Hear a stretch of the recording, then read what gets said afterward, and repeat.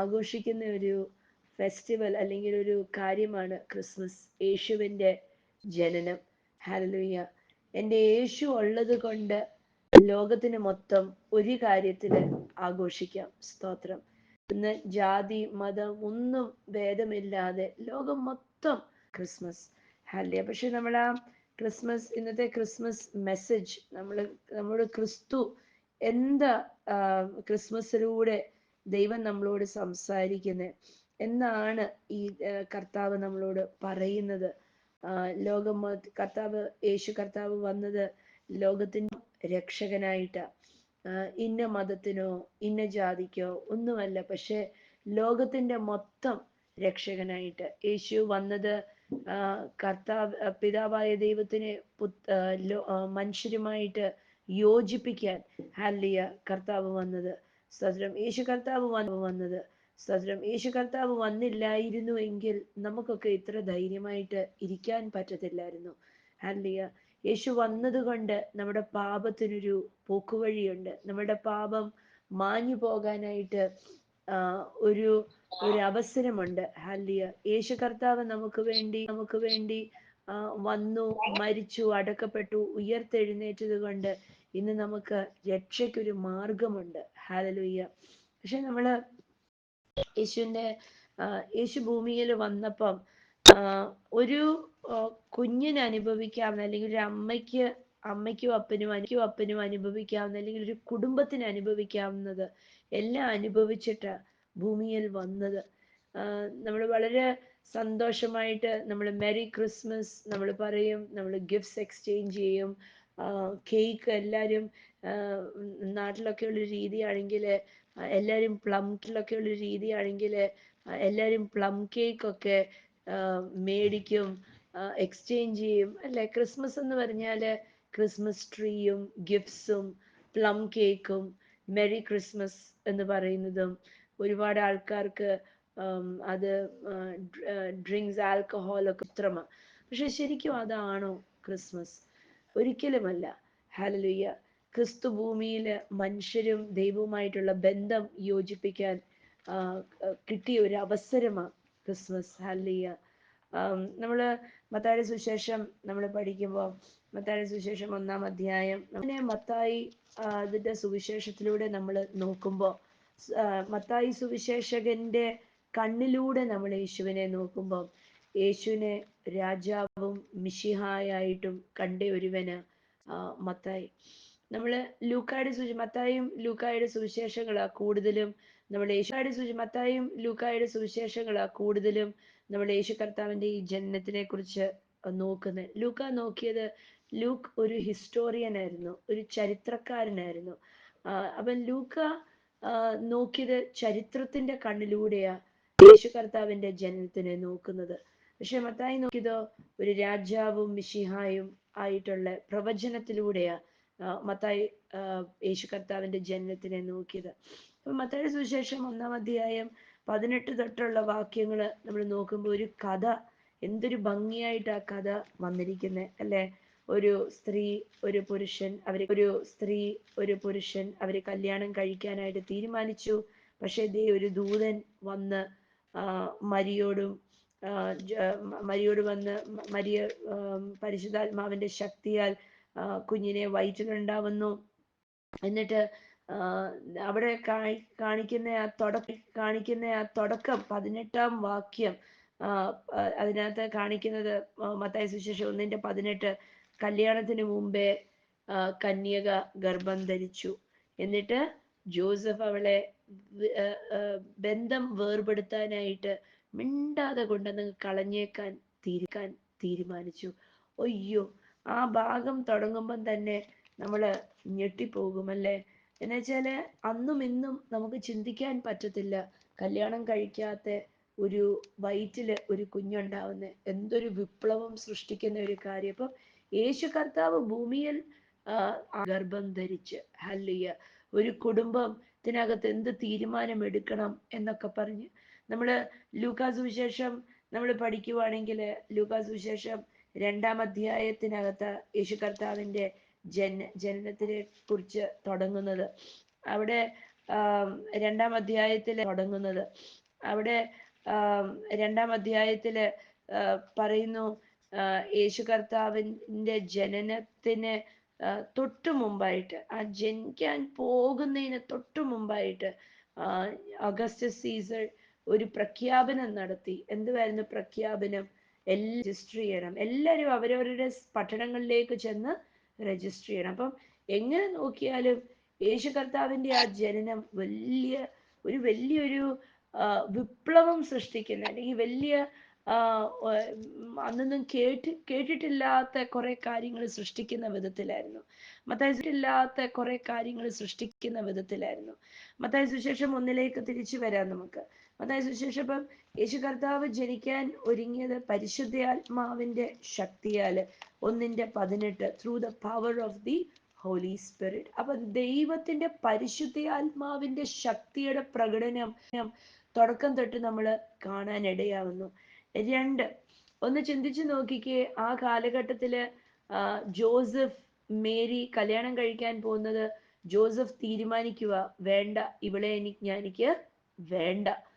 ആ ഒരു അവസരം നമുക്ക് ചിന്തിക്കാൻ പോലും പറ്റത്തില്ല. നാട്ടുകാരുടെ മുമ്പിൽ നാണക്കേട്. മരിയക്ക് എന്തുമാത്രം നാണക്കേടുണ്ടാകും അല്ലെ? കല്യാണം കഴിക്കുന്നതിന് മുമ്പ് ഗർഭിണിയായി, എന്തൊരു ലജ്ജയും കാര്യങ്ങളും ഒക്കെ.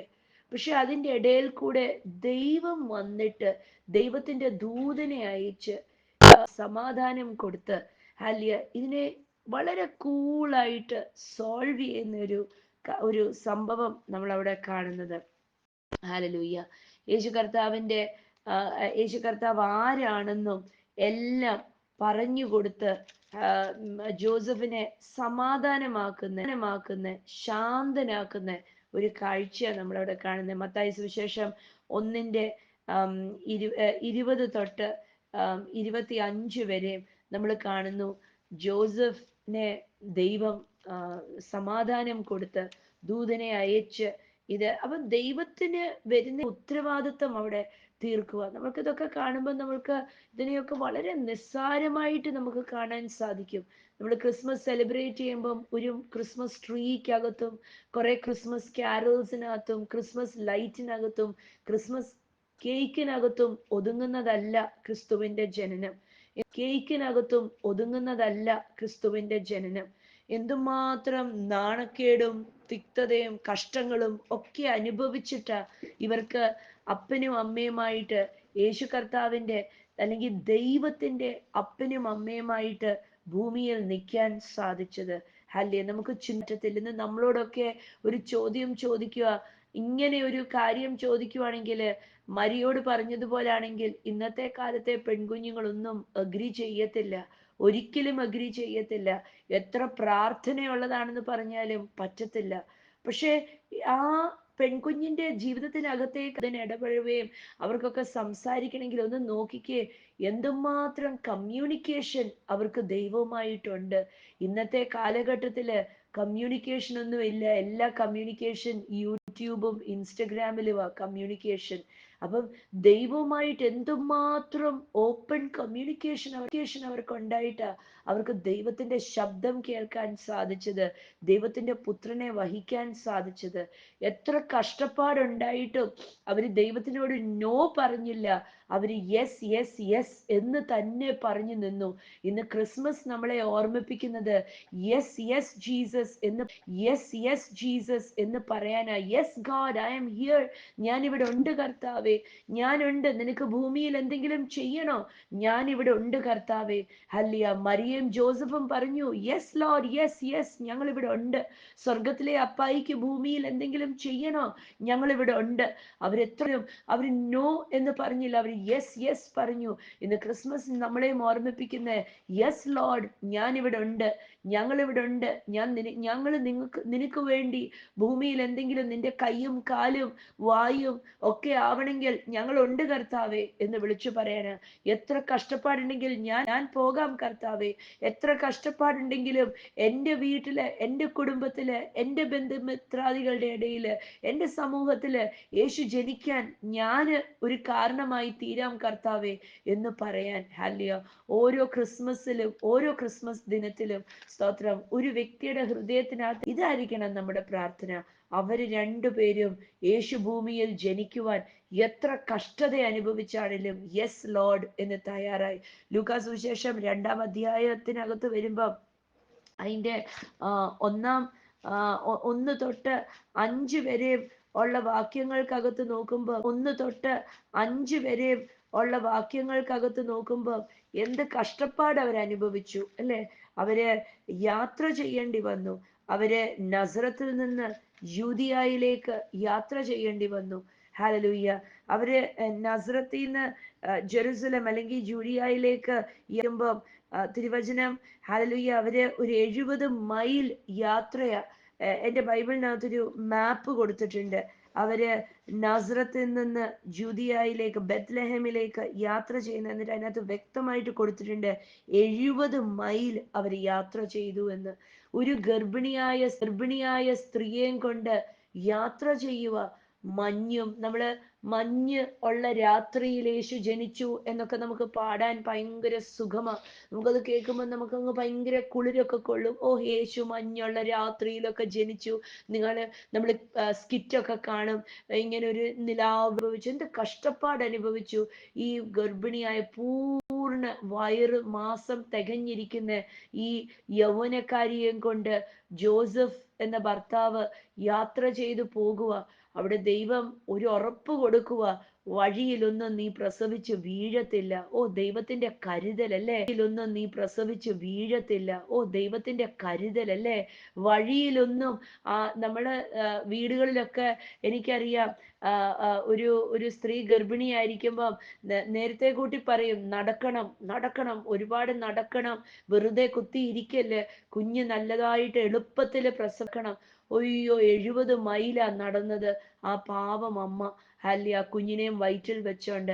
പക്ഷേ ചിന്തിച്ച് ദൈവത്തിന്റെ അത്ഭുത കരം നോക്കിക്കേ. വഴിയിലെങ്ങും പ്രസവിച്ചു വീണില്ല.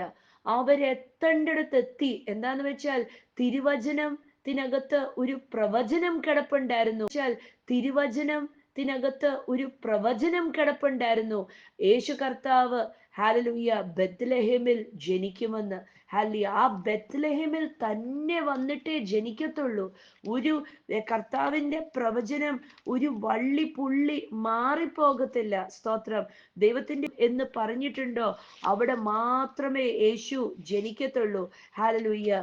യേശു സ്തോത്രം ബെത്ലഹേമിൽ ജനിക്കുമെന്ന് പറഞ്ഞാല് ബെത്ലഹേമിൽ തന്നെ ജനിക്കും. മത്തായി സുവിശേഷം 2-ാം അധ്യായം 5-ാം വാക്യം, in Bethlehem in ജുഡിയ they said for this is what the prophet വാക്യം, in Bethlehem in Judea they said for this is what the prophet wrote, and you O Bethlehem in the land of Judah are not least among the ruling. അന്ന് വായിച്ച 6-ാം വാക്യം, മത്തായി സുവിശേഷം 2-ന്റെ 6. അവൻ അവിടെ ഇരിക്കുമ്പോൾ അവൾക്ക് പ്രസവത്തിനുള്ള കാലം തികഞ്ഞു. എന്നിട്ട് പ്രസവത്തിനുള്ള കാലം അവൾ തന്റെ ആദ്യജാതനായ ദൈവ മകനെ പ്രസവിച്ചു. ശിലകൾ ചുറ്റി വഴിയമ്പലത്തിൽ അവൾക്ക് സ്ഥലം ഇല്ലായകയാൽ പുൽത്തൊട്ടിയിൽ കിടത്തി. അപ്പൊ മത്തായി സുവിശേഷം 2-ന്റെ 6 പറയുന്നു, ഓ ബെത്ലഹേമേ, യൂദായിലുള്ള ബെത്ലഹേമേ, നിന്റെ അകത്തൂന്ന് ഒരു ഭരിക്കുന്ന ഒരു ഭരണാധികാരി പുറത്തു വരും. ഹല്ലേലൂയ. ഓ, പ്രവാചകന്മാർ എഴുതി വെച്ചിരിക്കുമായിരുന്നു. അപ്പൊ ആ പ്രവചനം പൂർത്തിയാകണമായിരുന്നു. പൂർത്തിയാകേണ്ടത് കൊണ്ട് സ്തോത്രം, യേശു കർത്താവ് കഥ പോലെ ഇതങ്ങ് വായിച്ചു വിടല്ലേ. ചിന്തിക്കുമ്പോ നോക്കിക്കേ ദൈവത്തിന്റെ കരുതല്. ആ വഴിയിലെങ്ങും പ്രസവിച്ചു വീണില്ല. ദൈവത്തിന്റെ വാഗ്ദത്തങ്ങള് എത്രയേറെ ഉണ്ടെങ്കിലും അതതിന്റെ തക്ക സമയത്ത് അതിന്റെ പൂർത്തീകരണം നടക്കും. അത് നടക്കേണ്ട വിധത്തിൽ മാത്രമേ നടക്കത്തുള്ളൂ. ഇന്ന് ക്രിസ്മസ് നടക്കും, അത് നടക്കേണ്ട വിധത്തിൽ മാത്രമേ നടക്കത്തുള്ളൂ. ഇന്ന് ക്രിസ്മസ് നമ്മൾ ആഘോഷിക്കുമ്പം ഓർക്കണം, ദൈവം എന്നോട് എന്തെങ്കിലും പറഞ്ഞിട്ടുണ്ടെങ്കിൽ അത് വള്ളി പുള്ളി മാറിപ്പോകാതെ അത് നടക്കേണ്ട വിധത്തിലേ നടക്കത്തുള്ളൂ. അത് വഴിയിലെങ്ങും അത് വീണു പോകത്തില്ല. യേശു കർത്താവ് ബത്ലഹേമിൽ ജനിക്കുമെന്ന് മാത്രമേ ജനിക്കത്തുള്ളൂ. അവര് വന്ന ആ 70 മൈലിന്റെ ഇടയില് വഴിയമ്പലങ്ങളിൽ എങ്ങും ജനിച്ചില്ല. സ്തോത്രം. അവര് ബത്ലഹേമിൽ എത്തിയിട്ട ജനിച്ചത്. ഒരു പുൽത്തൊട്ടിൽ ജനിച്ചു. ആ ജന്മം നമുക്കൊന്നും ചിന്തിക്കാൻ പോലും പറ്റത്തില്ല അല്ലെ. ഒരു പുൽത്തൊട്ടിൽ ചെന്ന് ജനിക്കുന്ന കഷ്ടപ്പാടിന്റെ നടുവിൽ പറ്റത്തില്ല അല്ലെ. ഒരു പുൽത്തൊട്ടിൽ ചെന്ന് ജനിക്കുന്ന കഷ്ടപ്പാടിന്റെ നടുവില് രാജാതിരാജൻ ജനിക്കുക. ഇവൻ രാജാവാണോ എന്ന് പറഞ്ഞ് അല്ലെ. പക്ഷെ ആ രാജാതിരാജൻ ആ ജനിച്ചത് പുൽത്തൊട്ടില്. സ്തോത്രം. എന്തിനാന്നറിയോ? ലോകത്തിനോട് പറയാന് ആ യേശു കർത്താവ് ഹാലിയ കൊട്ടാരയുടെ ഇടയിലും എല്ലാവർക്കും ഹാലലൂയ ഒന്ന് ആക്സസ് ഉണ്ടാകാൻ വേണ്ടിയാ യേശു കർത്താവ് ജനിച്ചത്. അതാ മത്തായി സുവിശേഷം 2:6 പറഞ്ഞത്, ബത്ലഹേമേ നിന്നിൽ നിന്ന് ഒരു പ്രവാചകൻ ജനിച്ചു. അത് കഴിഞ്ഞ് നോക്കിക്കേ, എത്ര ഒരു കഷ്ടപ്പാട്. ആ കുഞ്ഞിനെ കാണാനായിട്ട് വിദ്വാൻമാര് വന്നു. വിദ്വാൻമാര് വന്നവര് മൂറും സ്വർണവും കുന്തിരിക്കവും ഒക്കെ കൊണ്ടുവന്നു. പക്ഷെ അവരുടെ പുറകില് ഒരു ഹെരോദ് പറഞ്ഞിട്ടുണ്ടായിരുന്നു, നിങ്ങൾ പോയിട്ട് മടങ്ങി വന്നിട്ട് എന്നോട് പറയണം. ഇവര് പോയില്ല. ഇവരെ ഒരു നക്ഷത്രം ഇവരെ നയിച്ചു കൊണ്ടുവന്നു. ദൈവത്തിന്റെ കരുതല് നോക്കിക്കേ. ഈ വിദ്വാകാശത്ത് കൊടുത്ത് കുഞ്ഞിന്റെ അടുക്കൽ വരെ എത്തിച്ച് ദൈവത്തിന്റെ കരുതല്. എന്നിട്ട് അത് കഴിഞ്ഞിട്ട് ദൂതൻ വിദ്വാൻമാരോട് പറഞ്ഞു, ദേ നിങ്ങൾ വന്ന വഴിയെ നിങ്ങൾ പോകല്ല, നിങ്ങൾ വേറെ വഴിയെ പോകണം. എന്താ? നിങ്ങൾ വന്ന വഴിയെ പോകാൻ പോയാൽ ഒരു ഹെറദ് അവിടെ ഇരിപ്പുണ്ട്. നിങ്ങളുടെ കയ്യിൽ നിന്ന് ന്യൂസ് കിട്ടിയിട്ട് വേണം കുഞ്ഞിനെ വന്ന് കൊല്ലാൻ. ദൈവത്തിന്റെ കിട്ടിയിട്ട് വേണം കുഞ്ഞിനെ വന്ന് കൊല്ലാൻ. ദൈവത്തിന്റെ കരുതല് നോക്കിക്കേ. ദൈവം ഒരു വാഗ്ദത്തം നൽകാമെന്ന് പറഞ്ഞു, ദൈവം ഒരു കാര്യം ചെയ്യാമെന്ന് പറഞ്ഞിട്ടുണ്ടെങ്കിൽ എൻ്റെ കർത്താവിനറിയാം അതിനെ സംരക്ഷിക്കാൻ. ഹാലലൂയ. നശിച്ചു പോകാതെ തീർന്നു പോകാതെ സൂക്ഷിക്കാൻ എൻ്റെ കർത്താവിനറിയാം. അതാ ഇന്ന് ഈ ക്രിസ്മസ് ദിനത്തില് ദൈവം വിളിച്ചു പറയുന്നത്. സ്തോത്രം. 1, ദൈവത്തിനൊന്നും വൈകിട്ടില്ല. 2, ദൈവം എന്തെങ്കിലും നടക്കുമെന്ന് പറഞ്ഞിട്ടുണ്ടെങ്കിൽ അതൊരു വള്ളി പുള്ളി മാറാതെ അത് നടക്കും. സ്തോത്രം. 3, എത്ര കഷ്ടപ്പാട്, എത്ര ശത്രു തല പൊക്കിയാലും ശത്രുവിന്റെ വായിൽ വിട്ടുകൊടുക്കത്തില്ല. ഒരു ശത്രുവിനും കൊന്നുകളയാൻ പറ്റത്തില്ല, തിന്നുകളയാൻ പറ്റത്തില്ല. ഹല്ലേലൂയ. യേശു കർത്താവ് ജനിച്ച് ഈ വിദ്വാൻമാര് വന്ന് കണ്ടപ്പോൾ വന്ന വഴിയെ പോകല്ലെന്ന് ദൂതൻ പറഞ്ഞു. ഹല്ലേലൂയ. അവര് വേറെ വഴിയെ വിട്ടു. എന്നിട്ട് ഹെരോദ് എന്ത് ചെയ്തു? ആ ദേശത്തുണ്ടായിരുന്ന 2 വയസ്സിന് താഴെയുള്ള സകലമാന ആൺകുഞ്ഞുങ്ങളെ തീരുമാനമിട്ടു. എന്നിട്ട് ഇവിടെ പറയുന്നത്, ഒരു ദൂതൻ വന്ന് മത്തായി സുവിശേഷം 2-ാം അധ്യായം 13-ാം വാക്യം തൊട്ടിങ്ങോട്ട് വായിക്കുമ്പോ ജോസഫിനോട് ഒരു സ്വപ്നത്തിലൂടെ ദൂതൻ വന്നിട്ട് പറഞ്ഞു, എഴുന്നേൽക്ക്, ഈജിപ്തിലേക്ക് ഓടിപ്പോക. എന്താന്ന് വെച്ചാൽ ഹോസേയ അധ്യായം 1-ാം വാക്യത്തിനകത്ത് ഒരു പ്രവചനം കിടപ്പുണ്ടായിരുന്നു. ഞാൻ എൻ്റെ മകനെ ഈജിപ്തിൽ നിന്ന് വെളിയിൽ വരുത്തും. ഹല്ലേലൂയ. ആ പ്രവചനം നിവർത്തീകരിക്കണമായിരുന്നു. എൻ്റെ മകനെ, എൻ്റെ പുത്രനെ ഞാൻ മിസ്രൈമിൽ നിന്ന് പുറത്തു കൊണ്ടുവരും. ഹല്ലേലൂയ. ആ പ്രവചനം നിവർത്തീകരിക്കാൻ വേണ്ടി ദൈവം എന്ത് ചെയ്തു? പാതിരാത്രിക്ക് എഴുന്നേറ്റ് ഓടിപ്പോക എന്ന് പറഞ്ഞ് ജോസഫിനെയും മരിയയും കുഞ്ഞിനോടൊപ്പം ഈജിപ്തിലേക്ക് ഓടിച്ചു വിട്ടു. പിന്നെ കുഞ്ഞിന് 3-ാം വയസ്സായപ്പം ആ കുഞ്ഞിനെ അവിടുന്ന് ഈജിപ്തിൽ നിന്ന് തിരിച്ചു വിളിച്ച് ഇറക്കിക്കൊണ്ടുവന്നു. കണ്ട, ദൈവത്തിന്റെ ഒരു പ്രവചനവും മാറിപ്പോകത്തില്ല. ഹെരോദ് ആൺകുഞ്ഞുങ്ങളെയൊക്കെ വെട്ടി നുറുക്കിയെങ്കിൽ അതും ഒരു പ്രവചനം കിടപ്പുണ്ടായിരുന്നു. മത്തായി സുവിശേഷം 2-ാം അധ്യായം 18-ാം വാക്യം നമ്മൾ വായിക്കുമ്പോ റാമായിൽ നിന്ന് തൻ്റെ മക്കൾക്ക് വേണ്ടി നിലവിളിക്കുന്നു. അയ്യോ, കുഞ്ഞുങ്ങളെല്ലാം മരിച്ചുപോയല്ലോ എന്ന് പറഞ്ഞ് നിലവിളിക്കുന്നു. യെരമ്യാ പുസ്തകം 31-ാം അധ്യായം 15-ാം വാക്യത്തിനകത്ത് കിടക്കുന്ന ഒരു പ്രവചനമാ അവിടെ നിറവേറ്റിയത്. അപ്പം യേശു കർത്താവിന്റെ ജനനം എത്ര പ്രവചനങ്ങളാ നിറവേറ്റിയത്. ഹല്ലേലൂയ. ആരൊക്കെ എവിടൊക്കെ ശ്രമിച്ചിട്ടും യേശു ജനിക്കുക തന്നെ ചെയ്തു. ഹല്ലേലൂയ. യേശുവിനെ കൊല്ലാനായിട്ട് ജനനം തൊട്ടേ ശ്രമിച്ചപ്പോൾ ഒരു സീസർ അഗസ്റ്റസ് ഒരു രാജകൽപ്പന പുറപ്പെടുവിച്ചു, എല്ലാരും അവരെ പട്ടണങ്ങളിൽ വന്ന് രജിസ്റ്റർ ചെയ്യണമെന്ന്. ഹല്ലേലൂയ. അത്രയും ദൂരം നടന്നിട്ടും ആ പ്രസവം എങ്ങും പോയില്ല. കുഞ്ഞ് വഴിയിൽ പ്രസവിച്ച് വീണില്ല. എത്തേണ്ടടുത്ത് ചെന്നിട്ടേ പ്രസവിച്ചുള്ളൂ. ഹാലലൂയ.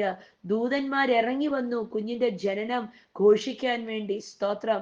ഹാലിയ. എത്ര കഷ്ടപ്പാടുണ്ട് ജനനം ഘോഷിക്കാൻ വേണ്ടി. സ്തോത്രം. ഹാലിയ. എത്ര കഷ്ടപ്പാടുണ്ടായിട്ടും യേശുവിന്റെ ജനനം ആർക്കും തടയാൻ പറ്റിയില്ല.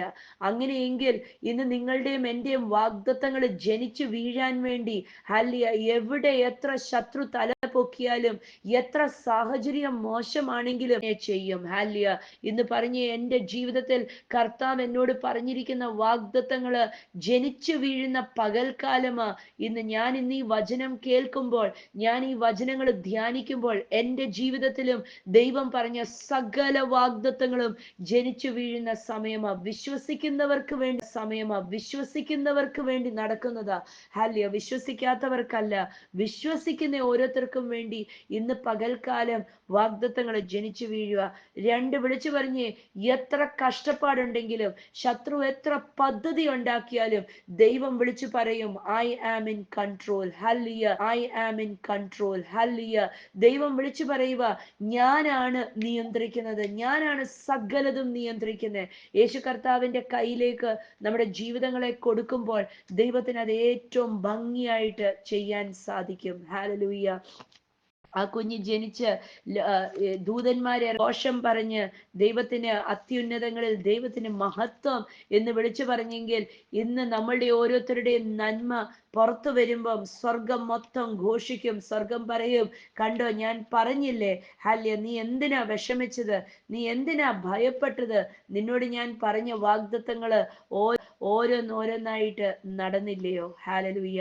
ഇന്ന് കർത്താവ് നമ്മളെ കരുതല ഇന്ന് ക്രിസ്മസ് വിളിച്ചു പറയുന്നത്. സ്തോത്രം.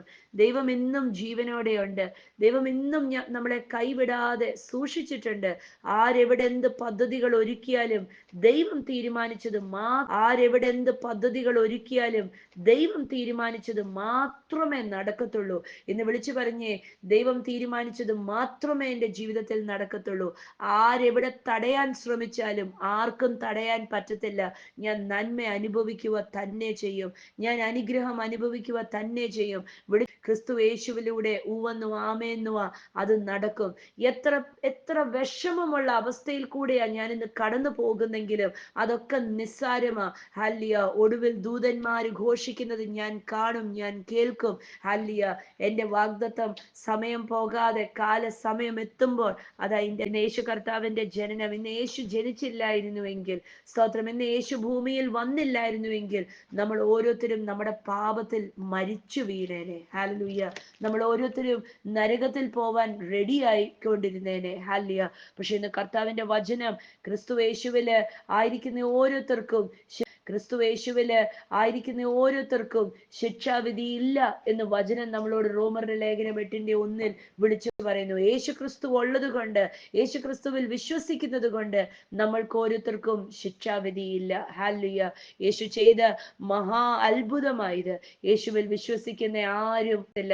യേശുവിൽ വിശ്വസിക്കുന്ന ഓരോരുത്തരുടെയും പാപം മായ്ക്കപ്പെട്ടു. ഹല്ലേലൂയ. കർത്താവ് നമുക്ക് തന്ന ഏറ്റവും വലിയ ദാനമല്ലോ, ദൈവം തന്ന ഏറ്റവും വലിയ ദാനമാ തന്റെ ഏകജാതനായ പുത്രനെ നമുക്ക് വേണ്ടി വിട്ടു തന്ന്. ഇന്നിൽ നമ്മൾ നോക്കുവാണെങ്കിൽ ക്രിസ്മസ് എന്ന് പറയുന്ന ഏറ്റവും വലിയ ഗിഫ്റ്റ് ഇതാണ്, തന്റെ പുത്രനെ ദൈവം തന്നു. ഹല്ലേലൂയ. ദൈവവും മനുഷ്യരും ഒന്നാകാൻ വേണ്ടി ദൈവം ചെയ്ത ഒരു മഹാ അത്ഭുതം. കർത്താവ് സഹായിക്കട്ടെ. ഇന്നത്തെ ക്രിസ്മസ് ദിനത്തില് ഇന്ന് ഇതും കൊണ്ട് തന്നെ ഇന്ന് ചിന്തിച്ച് നടക്കണം. ആരെവിടെ എന്ത് തടഞ്ഞാലും എത്ര ശത്രു വന്നാലും എൻ്റെ വാഗ്ദത്തങ്ങളൊന്നും മാറിപ്പോകത്തില്ല. ദൈവം എന്നോട് പറഞ്ഞത് തന്നെ പോകത്തില്ല. ദൈവം എന്നോട് പറഞ്ഞത് തന്നെ നടക്കും. ഹല്ലേലൂയ. യേശു ഭൂമിയിൽ എത്ര കഷ്ടപ്പാടിലൂടെ ജനിക്കാമെങ്കിൽ ഹല്ലേലൂയ, എൻ്റെ ജീവിതത്തില് കർത്താവ് പറഞ്ഞത് സകലതും എത്ര ബുദ്ധിമുട്ടിലൂടെ കടന്നു പോയാലും അത് അങ്ങനെ തന്നെ നടക്കും. കർത്താവ് സഹായിക്കട്ടെ. നല്ലൊരു ക്രിസ്മസ് ദിനം. ഹല്ലേലൂയ. ദിനം തോറും നമുക്ക് ക്രിസ്മസ്. ഹല്ലേലൂയ. നമുക്ക് ക്രിസ്മസ് ഡിസംബർ 25 മാത്രമല്ല, 365 ദിവസവും നമുക്ക് ക്രിസ്മസ്. ഇന്നൊരു പ്രാർത്ഥന ഉണ്ടാവട്ടെ. കർത്താവെ, ഞാൻ ആഗ്രഹിക്കുന്നു എൻ്റെ കുടുംബത്തില്, എൻ്റെ ചാർച്ചക്കാരുടെ ഇടയിൽ, എൻ്റെ ബന്ധുപുത്രാദികളുടെ ഇടയിൽ, എൻ്റെ ദേശത്തിൽ, എൻ്റെ പട്ടണത്തില് ക്രിസ്തു ഓരോ ഹൃദയ